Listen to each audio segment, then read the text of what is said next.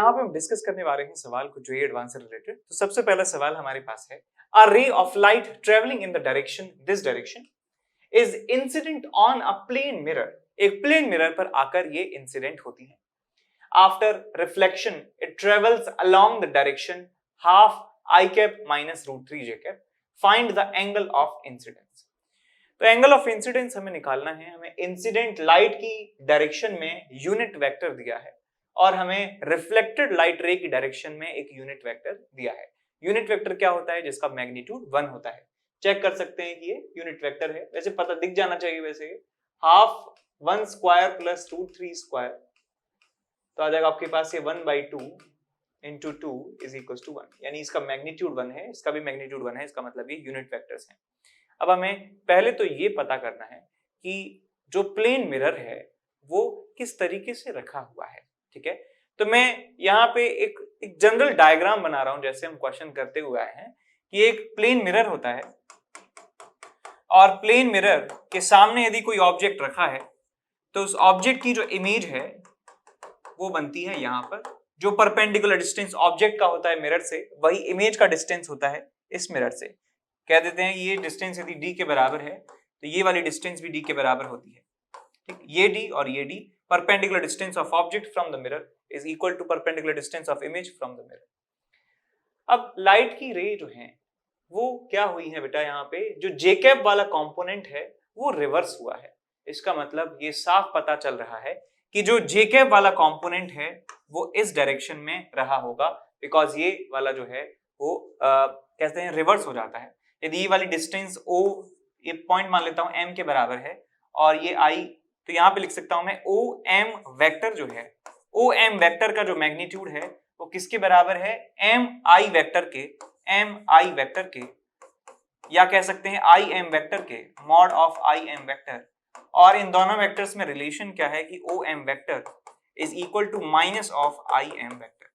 तो आप देख सकते हैं कि ये जो इमेज को मिरर से जोड़ने वाला वेक्टर है और ऑब्जेक्ट से मिरर को जोड़ने वाला वेक्टर है, उनमें 180 डिग्री का एंगल होता है। ये वेक्टर ऐसे है, ये वेक्टर ऐसे है, दोनों की लेंथ बराबर है, लेकिन जो एंगल इनके बीच में है 180 डिग्री के बराबर है। इसका मतलब √3, ये आपके पास √3/2 जे कैप यूनिट वेक्टर इस तरीके से है, तो वो रिवर्स होके आपको मिल रहा है कितना? Minus of √3/2 J cap. ये बात आपको यहाँ पे पकड़नी है। इसका मतलब जो जे कैप डायरेक्शन में नॉर्मल होना चाहिए, मिरर का नॉर्मल जे कैप डायरेक्शन में होना चाहिए। ठीक है, तो और इसका यूनिट और दूसरा वेक्टर देखिए, इसका इंसिडेंट का आई कैप/2 है, आई कैप/2। तो आप क्या ये एंगल निकाल सकते हैं? कितना होगा? थीटा। तो यहां से आप tan थीटा निकाल सकते हैं is equals to this length upon this length. ये लेंथ है 1/2 के बराबर और ये लेंथ है √3/2 के बराबर, √3/2। तो आपको मिल जाएगा यहां से 1/√3। तो आपको मिल जाएगा यहां से theta is equals to 30 degree. 30 degree आपको ये एंगल मिल जाता है।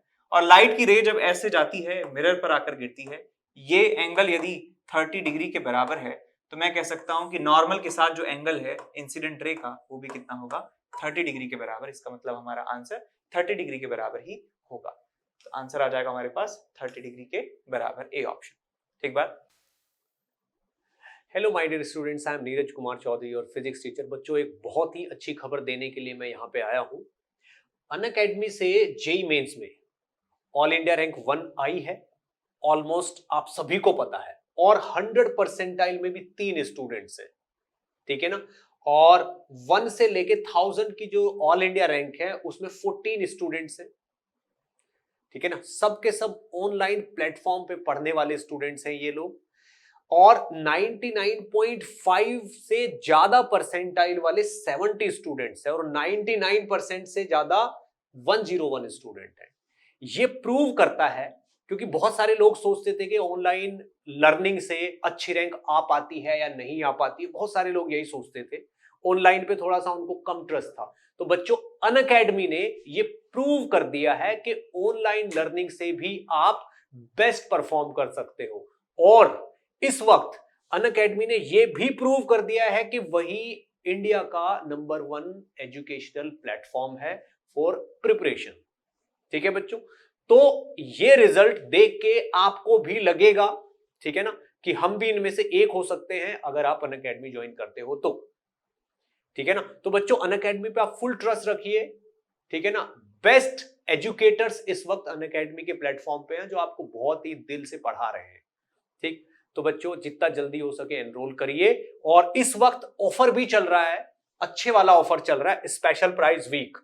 इस वीक में अगर आप एनरोल करते हो तो आपको 10% का डिस्काउंट मिलेगा फीस पे।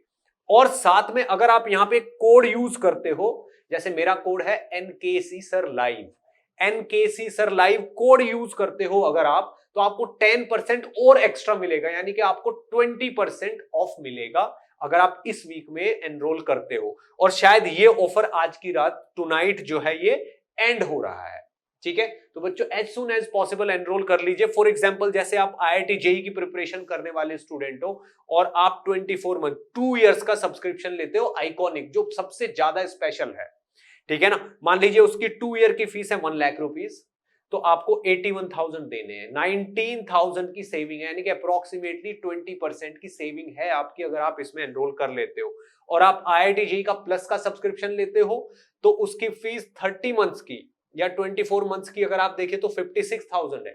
24 मंथ्स की यानी कि 2 साल की फीस 56,000 है, तो आपको कुल 45,000 डिपॉजिट करने हैं, आपको 10,000 से ज्यादा की सेविंग है। तो इसलिए ये इस वक्त ऑफर भी बहुत अच्छा चल रहा है। तो एज सून एज पॉसिबल बच्चों एनरोल कर लीजिए और ऑनलाइन लर्निंग से जितना ज्यादा हो सके उतना फायदा लीजिए, ठीक है। चलिए best of luck, let's crack it. यहाँ पे हम क्वेश्चन डिस्कस करने जा रहे हैं जो क्वेश्चन पूछा गया है एडवांस 2014 में। सवाल अच्छा है, स्वीट है काफी सवाल। देखिए क्या कहता है सवाल। A point source S is placed at the bottom of a transparent block of height 10 millimeter and refractive index 2.72।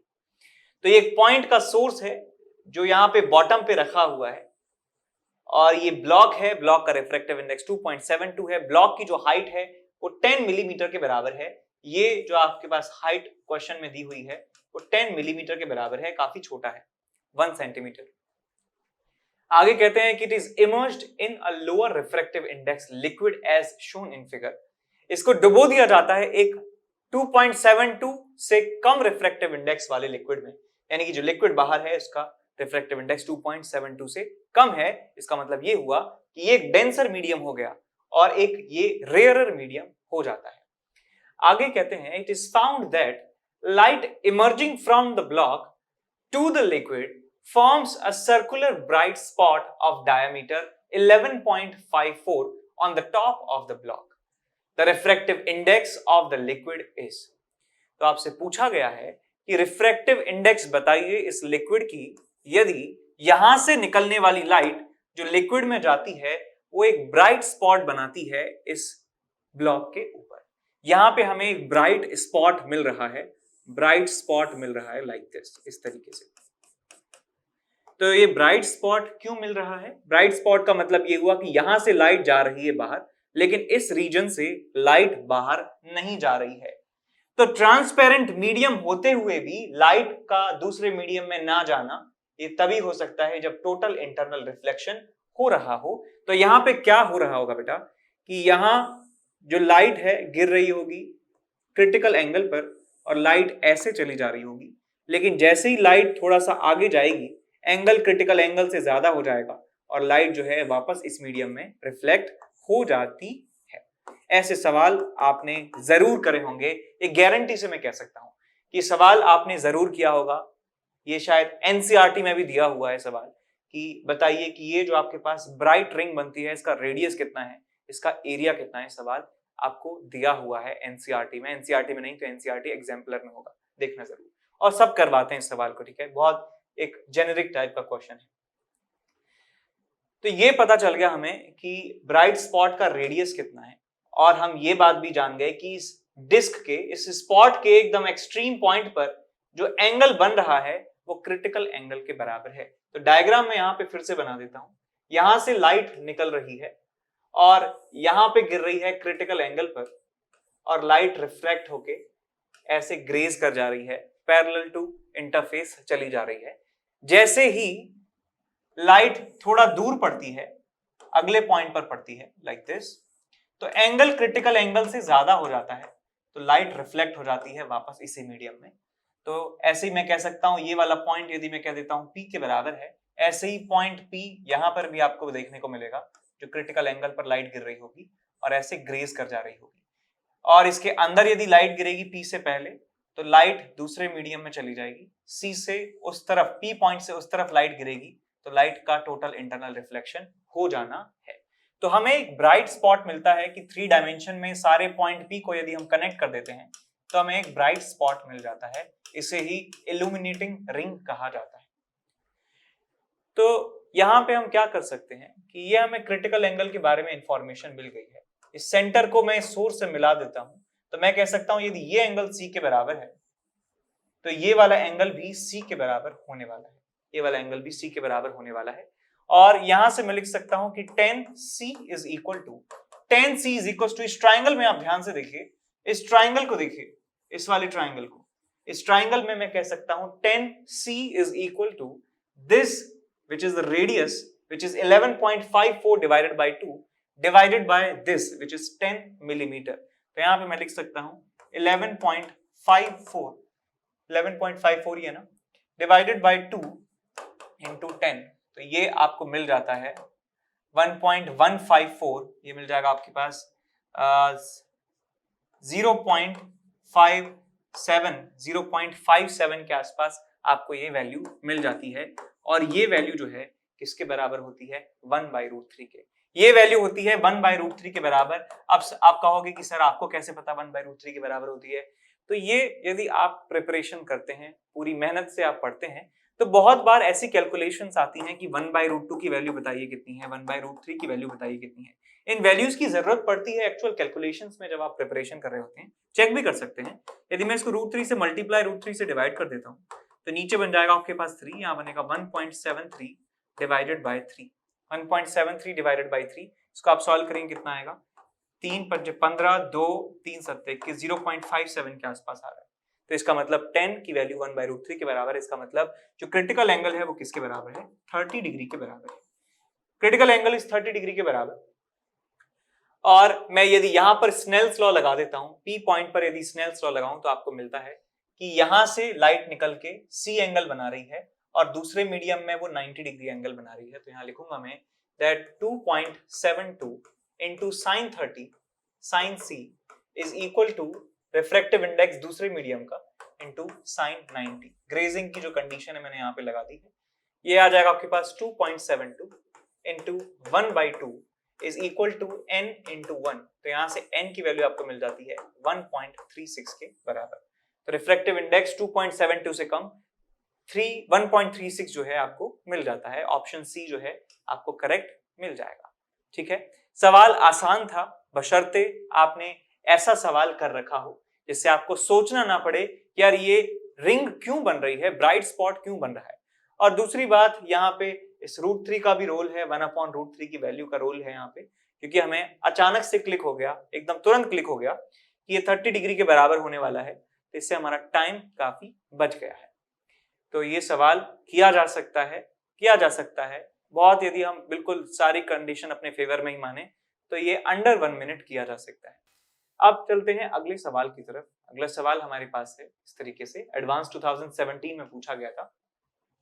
A monochromatic light is traveling in a medium of refractive index n is equal to 1.6, यानी कि यहां जो refractive index है वो 1.6 के बराबर है। It enters a stack of layers from bottom side at an angle 30 degree। 30 degree angle से ये एंटर होती है इस स्टैक में। स्टैक का मतलब कि बहुत पतली पतली जो स्ट्रिप्स हैं ग्लास की, ट्रांसपेरेंट ग्लास की, वो एक के ऊपर एक रख दी गई हैं, लेकिन उनका रिफ्रैक्टिव इंडेक्स जो है नीचे से ऊपर जाने पर वो कम होता जा रहा है। यहाँ पे n है रिफ्रैक्टिव इंडेक्स विच इज 1.6, यहाँ पे n माइनस डेल्टा n है, यानी डेल्टा n की कमी आई है यहां से यहां जाने में, उसके बाद डेल्टा n की कमी और आई है, उसके बाद डेल्टा n की कमी और आई है, उसके बाद डेल्टा n की कमी और आई है। ऐसे ही जैसे हम एक स्टेप ऊपर जाते हैं, डेल्टा n के बराबर जो रिफ्रैक्टिव इंडेक्स है वो कम हो जाता है, डिक्रीज हो जाता है। तो मैं ये कह सकता हूं कि ये डेंसर मीडियम है और ये एक रेयरर मीडियम है, इससे ऊपर वाला रेयरर मीडियम है। आगे बढ़ते हैं। The interface of the glass layer are parallel to each other. Nice. The refractive indices of different glass layer are monotonically decreasing का मतलब एक ही तरीके से जो है वो डिक्रीज हो रही हैं, सेम पैटर्न फॉलो कर रही हैं, जैसे यहां दिखाया भी हुआ है कि डेल्टा एन से कम होती जा रही है refractive index as n m is equal to n minus m delta n. कहा गया है कि कोई भी एमएथ जो स्लैब है उसका रिफ्रैक्टिव इंडेक्स होगा n minus m bar delta n हमने कम कर दिया है, where n m is the refractive index of mth slab and delta n is equal to 0.1। तो यहाँ पे मिस्ट्री थोड़ी सी अनलॉक हुई है कि 0.1 अमाउंट से कम होता जा रहा है रिफ्रैक्टिव इंडेक्स। ठीक है, the interface between m minus 1th and mth slab from the right side of the stack, what is the value of m? What is the value of m? ये हमें निकालना है। तो यहां देखिए बेटा हुआ क्या है कि इस पॉइंट पर टोटल इंटरनल रिफ्लेक्शन हुआ है, कह सकते हैं कि ये जो एंगल बन रहा होगा ये क्रिटिकल एंगल के बराबर बन रहा होगा।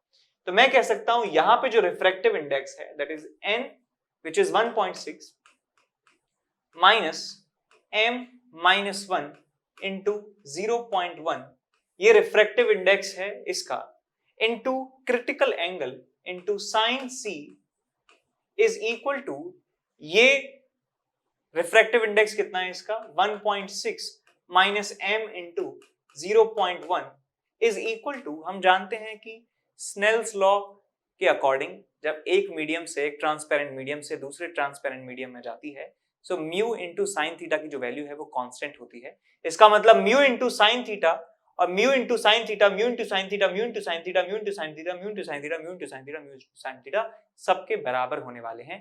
तो मैं इस एक्सप्रेशन को बराबर कर सकता हूं that mu which is 1.6 into sine 30 के बराबर। तो मैं इसको और इसको जो है यूज कर रहा हूं एक साथ और देखते हैं क्या हमें रिजल्ट मिलता है। क्या लिखूंगा मैं 1.6 minus 0.1 into m is equal to 1.6 into sine 30 which is 1/2। तो ये आपको मिल जाता है कितना 0.8 के बराबर, और इसको इधर ले आइए, इसको इधर ले जाइए, इसको उधर ले जाइए और इसको इधर ले आइए, तो आपको मिलेगा 1.6 minus 0.8 is equal to 0.1 into m, 1 into m sorry not n. तो ये मिल जाता है 0.8 is equals to 0.1 into m. यहाँ से m की वैल्यू आपको मिल जाती है 8 के बराबर, तो 8 आपको आंसर मिल जाता है। आंसर हमारा आ जाएगा 8 के बराबर। तो देख सकते हैं कितना आसान सवाल था, लेकिन देखने में बहुत ज्यादा जो है डरावना लग रहा था। ठीक है जी, अब चलते हैं अगले क्वेश्चन की तरफ। अगला क्वेश्चन है हमारे पास ए एडवांस 2019 में आपसे पूछा गया था। सवाल देखिए, सवाल काफी यूनिक है, ऐसा सवाल जो है जनरली बहुत कम लोग प्रैक्टिस करते हैं। देखिए सवाल कैसा है, तो काफी लोगों को ऐसे फील होता है इंटिमिडेटिंग टाइप का, यार अरे यार ये सवाल तो कभी किया ही नहीं है, कैसे होगा सवाल।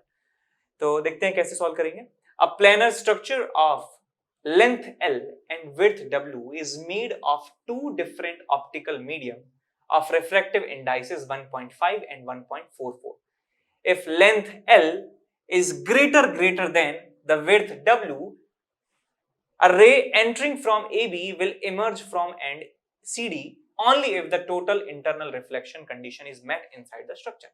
तो इस स्ट्रक्चर के अंदर जब लाइट पड़ रही है तो TIR जो है फॉलो करवाना ही है, बिना TIR करे उसको बाहर नहीं आना है लाइट को। Okay, for L is equals to 9.6 meter, if the incident angle theta is varied, इस एंगल को वेरी करवाते हैं, the maximum time taken by the ray to exit the plane CD is this much into 10 raised to the power minus 9 where t is। तो हमें बताना है कि maximum time कितना ले सकती है लाइट यहां से यहां जाने में। यह आपको दिया हुआ है, L की वैल्यू 9.6 मीटर के बराबर आपको दी हुई है। तो साफ साफ दिख रहा है यहां का रिफ्रैक्टिव इंडेक्स ज्यादा है, यहां का रिफ्रैक्टिव इंडेक्स कम है। तो ये एक ऑप्टिकल फाइबर जो है आपको दिया हुआ है, ऑप्टिकल फाइबर से सवाल पूछा गया है। तो देखिए बेटा, ये जो आपके पास इंटरफेस है AC, मैं डायग्राम बना रहा हूं AC का। This is A, this is C, और ये आपके पास है B और D, B और D। ये आपके पास है 9.6, L इज इक्वल टू 9.6, ये वाली जो डिस्टेंस है L इज इक्वल टू 9.6 के बराबर आपको दी हुई है। और यहाँ का रिफ्रैक्टिव इंडेक्स जो है, यहाँ का रिफ्रैक्टिव इंडेक्स दिया है आपको 1.5 के बराबर, और बाहर का रिफ्रैक्टिव इंडेक्स है 1.44 के बराबर। डेंसर मीडियम, रेयरर मीडियम, बिल्कुल परफेक्ट कंडीशन है टीआईआर करवाने की। डेंसर से रेयरर में लाइट जाती है तो टीआईआर हो सकता है। लाइट यहां से गिरी, ठीक है, गिरी तो गिरी। मैं डायरेक्ट यहां पे बात कर रहा हूं। मान लीजिए लाइट इस तरीके से आ रही है और ये एंगल बना रही है, लेट्स से अल्फा के बराबर। अल्फा के बराबर ये एंगल बन रहा है, ठीक। और टीआईआर होगा तो लाइट जो है ऐसे रिफ्लेक्ट करने वाली है और ये एंगल भी अल्फा होने वाला है। हम जानते हैं कि टीआईआर होता है तो लॉज ऑफ रिफ्लेक्शन फॉलो करती है। ये वाला एंगल अल्फा है तो ये वाला एंगल भी अल्फा होता है, और मैं कह सकता हूं कि ये वाला एंगल भी अल्फा है। सिंपल सी बात है, ये अल्फा है तो ये भी अल्फा होगा, इसका मतलब फिर से टीआईआर होगा और ये भी एंगल अल्फा होगा। लेंथ बहुत ज्यादा है, लेंथ बहुत ज्यादा है, इस सीडी को हमें हटा देना चाहिए, ठीक। तो ऐसे ही ये जो लाइट की रे है ऐसे जाती है, अल्फा पे गिरती है, ऐसे ऐसे ऐसे ऐसे आगे चलती रह रही है। मुझे पता नहीं अल्फा की वैल्यू क्या है, बस मैंने मान लिया कोई एक जनरल एंगल है, एक जनरल टीआईआर मैंने यहां पे आपको दिखाया है। तो मैं यदि आपको टाइम कैलकुलेट करके दिखाऊं कि टाइम कितना लग रहा होगा, देखिए टाइम कैसे कैलकुलेट करेंगे। लाइट की जो स्पीड इस पूरे मीडियम में मैं मान लेता हूं v के बराबर है, which is equal to c upon 1.5। सब समझ गए? हाँ, स्पीड ऑफ लाइट वैक्यूम के कंपैरिजन में यहाँ पे कम होगी, और कितना कम होगी? म्यू से कम होगी, यानी कि c बाई म्यू यहाँ पे स्पीड ऑफ लाइट होने वाली है, और इस कांस्टेंट स्पीड से ऑब्जेक्ट चलता जा रहा है। तो यहां देखिए ये एंगल यदि अल्फा है तो ये वाला एंगल कितना हो जाएगा? 90 माइनस अल्फा। इसका स्पीड जो है v के बराबर है, तो ये हो जाएगा आपके पास v साइन अल्फा के बराबर, और ये हो जाएगा आपके पास v कॉस अल्फा के बराबर। यहां पे देखें लाइट की स्पीड v यहां है, ये एंगल अल्फा है तो ये v कॉस अल्फा हो जाएगा, और ये हो जाएगा हमारे पास v साइन अल्फा। तो मैं कह सकता हूं कि किसी भी इंस्टेंट पर मैं इस लाइट की स्पीड को लिख सकता हूं v साइन अल्फा के बराबर है हॉरिजॉन्टल डायरेक्शन में, और वर्टिकल डायरेक्शन में जो स्पीड है वो v cos अल्फा है, बट उसका डायरेक्शन कभी ऊपर कभी नीचे हो रहा है, लेकिन हॉरिजॉन्टल वेलोसिटी जो है वो कांस्टेंट है v साइन अल्फा के बराबर। तो मैं टाइम टेकन जो है उसे लिख सकता हूं टाइम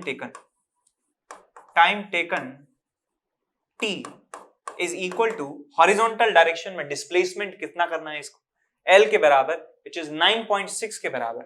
9.6 मीटर इसे चलना है, और इसकी हॉरिजॉन्टल डायरेक्शन में स्पीड कितनी है? v साइन अल्फा के बराबर है। v sine alpha is the speed of the light in the horizontal direction, and this is the displacement in horizontal direction. इन दोनों का रेशियो हमें देने वाला है लाइट की वैल्यू, टाइम की वैल्यू, सॉरी। अब हम चाहते हैं टाइम की वैल्यू हो मैक्सिमम, टाइम की वैल्यू हो मैक्सिमम, इसका मतलब हमें स्पीड को तो छेड़ नहीं सकते हैं, साइन अल्फा की वैल्यू को मिनिमम करना पड़ेगा। और साइन अल्फा की वैल्यू मिनिमम कब हो सकती है? जब अल्फा की वैल्यू मिनिमम हो, अल्फा की वैल्यू मिनिमम हो। अब अल्फा की मिनिमम वैल्यू कितनी हो सकती है? हम जानते हैं कि क्रिटिकल एंगल से ज्यादा एंगल होना चाहिए, एंगल क्रिटिकल एंगल से ज्यादा होना चाहिए, तभी ये हो सकता है कि लाइट टीआईआर करे। तो हम सबसे छोटा एंगल ले सकते हैं, कितना? क्रिटिकल एंगल के बराबर। I know critical angle exact ले लिया तो टीआईआर जो है मतलब वो ऐसे सीधी निकल जाएगी, लेकिन टीआईआर सी एंगल से थोड़ा सा ज्यादा, मान लीजिए 30 डिग्री आ रहा है तो 30.00000001 डिग्री के बराबर हमें एंगल लेना होगा। तो अप्रोक्सीमेटली सी के लिए मैं इसको सॉल्व कर सकता हूं, बिल्कुल लिमिटिंग कंडीशन आपको मिलेगी, बिल्कुल लिमिटिंग आपको टाइम मिल रहा होगा, कि इससे ज्यादा मैक्सिमम टाइम नहीं मिल सकता आपको। तो यहां पे आप सी रख दीजिए वैल्यू, तो आपको मिल जाएगा time t is equal to 9.6 divided by v की वैल्यू लिख सकता हूं मैं 3 into 10 to the power 8 divided by 1.5 into sine of critical angle. ये आप निकाल सकते हैं यहां से आप यहां से निकालिए, आप इन दोनों से क्रिटिकल एंगल की वैल्यू निकालिए, that 1.5 into sine c is equal to, यहां का रिफ्लेक्टिव इंडेक्स है 1.44 इंटू साइन 90। तो यहां से साइन c की वैल्यू आपको मिल जाती है कितनी? 144 डिवाइडेड बाय 150। 144 बाय 150 आपको वैल्यू मिल जाती है, वो वैल्यू भी आप यहां पे रख दीजिए 144 डिवाइडेड बाय 150। इसको सॉल्व करते हैं, देखिए क्या मिलता है आपको।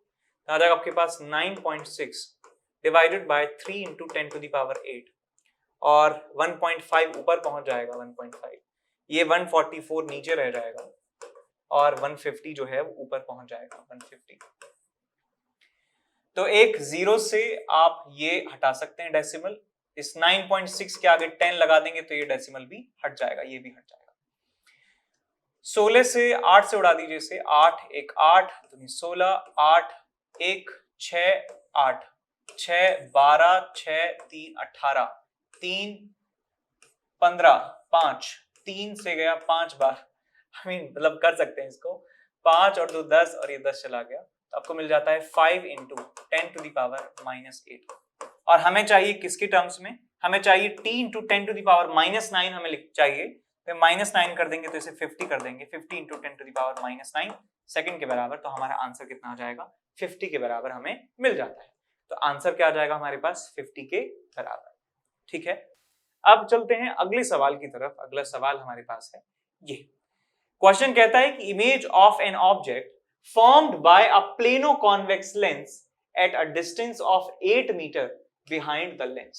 यानी कि इमेज का डिस्टेंस दिया है प्लेनो-कॉन्वेक्स लेंस से 8 मीटर है और ये इमेज रियल है, 1/3 साइज है ऑब्जेक्ट से, ऑब्जेक्ट के साइज का 1/3 साइज है हमारे पास। तो ये यहाँ पे मैं एक लेंस बना देता हूं, प्लेनो-कॉन्वेक्स लेंस। ये हमारा प्रिंसिपल एक्सिस है, ये इसका ऑप्टिकल सेंटर है और इमेज बन रही है यहाँ पर, ये डिस्टेंस है हमारे पास 8 सेंटीमीटर के बराबर। तो मैं मैग्निफिकेशन का फॉर्मूला लगा के लिख सकता हूं, मैग्निफिकेशन लेंस का होता है v/u के बराबर। Magnification is how much, 8, magnification is 2/3, 2/3 is equal to v/u। v/u हमारे पास कितना है, v इज 8, u कितना है हमारे पास, u की वैल्यू u है, तो आपको क्या मिल जाता है यहाँ से, u is equal to 12 centimetre आपको मिल जाएगा। और आप जानते हैं कि ऑब्जेक्ट जो है इस तरफ रहा होगा, तो u की वैल्यू आपको -12 के बराबर लेनी होगी।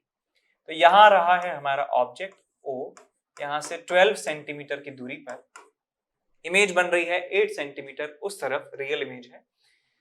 अब यहाँ पे थोड़ा सा मिस्टेक हुआ है क्या, कि मैग्निफिकेशन 2/3 नहीं है, magnification is 1/3 of the size of the object, so it's 1/3, तो ये 24 आपको ये मिलेगा, दिस इज 24।